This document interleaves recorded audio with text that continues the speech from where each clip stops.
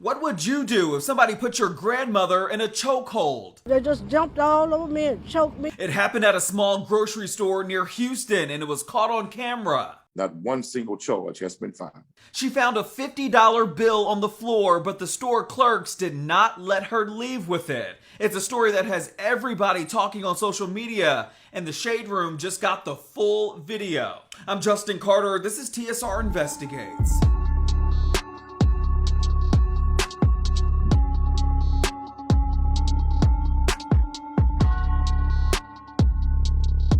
Betty Smith, she's a 65-year-old grandmother battling cancer. And on January 15th, she says that she thought she was going to die. Not from cancer, but from 3 white store clerks at the Lindemann grocery store in Industry, Texas. She says that she found $50 on the floor. She thought that it was her lucky day, but clearly that wasn't the case. Look at here, I said, my lucky day. But that joy didn't last long. This is new video of Betty Smith moments before the physical encounter. You can see her walking up to the cash register, reach down, and pick up a $50 bill. She then shows the clerk. Are you on the phone or are you talking to me? You. I thought I was just on the floor. Oh, that was Caleb. The clerk realized it belonged to Caleb, a friend of hers who 6 minutes earlier was seen here on surveillance video drop the $50 bill as he checked out and left the store. Betty Smith told the workers that she felt more comfortable giving the money to either Caleb directly or the store owner. What about if I'm bringing back to the owner? Not gonna happen. I'm the manager, so if you ain't the owner though. But I'm the manager for the store. We have cameras, ma'am.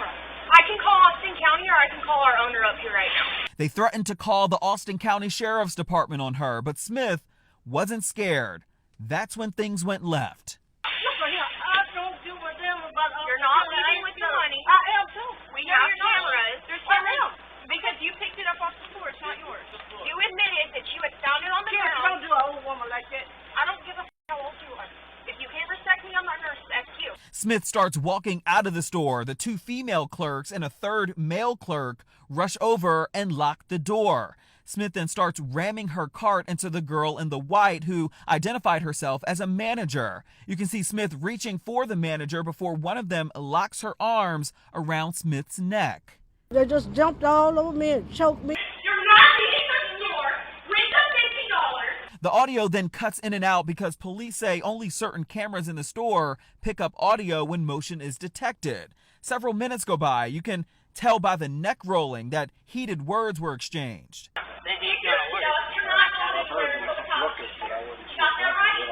Smith's family shows up first. That's Destiny Cyrus, her granddaughter in the white. She went on Fox Houston to tell her side of the story. I was begging them to let her out. I didn't come up there to start any confusion with anybody, even though everything had went on. You went to the store? Yes. You can see Destiny get into a scuffle with the manager as a deputy from the Austin County Sheriff's Office arrives. Destiny is then put in handcuffs. He was so worried about arresting me. I asked him later on, could I take a statement? He refused our statements. Minister Quanell X is an activist in Houston. Let me show you how racist the police is. The police arrest the black girls, her granddaughters, for defending the grandmother, but did not arrest the white girls or the white male for assaulting, beating, and choking the elderly black lady, Miss Betty Smith, the grandmother. That's a damn shame. And that was a big question for Austin County District Attorney Travis Cohen, who spent over a month reviewing the case and considering charges not only for the physical altercation, but whether or not Smith should be charged for stealing the $50. In a 15-page release, DA Cohen said, quote, Texas law for decades has held that a person commits theft if he or she finds property and takes it despite knowing and believing that the true owner can be found. It also goes on to say that, quote, the customer may have mistakenly believed that the employees were lying about whether the true owner could be found. This belief, although mistaken, could provide a legal defense at trial, end quote. And for that, the grand jury recommended no charges be filed against Smith for taking the $50. The DA also claims, quote, that Texas law permits employees to hold the suspected person even after the person no longer holds the stolen property, and those employees had the right to perform a citizen's arrest as the law authorizes them to use the same amount of force that a police officer could under the same circumstances. The grand jury, however, chose not to move forward with assault or abuse abuse charges on both sides because no one was injured as a result of the altercation. But you guys are saying that's not enough. We want those 3 white individuals charged for the abuse and violating Mrs. Smith's human and civil rights.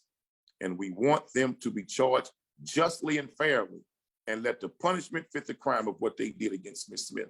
And that's why they planned a second protest at the Austin County Courthouse on February 28th. We're also told that the Houston FBI office assigned an agent to this case for further review. The owner of that grocery store has since apologized to Betty Smith, fired all 3 of those employees, and offered her $50 for her troubles. She declined.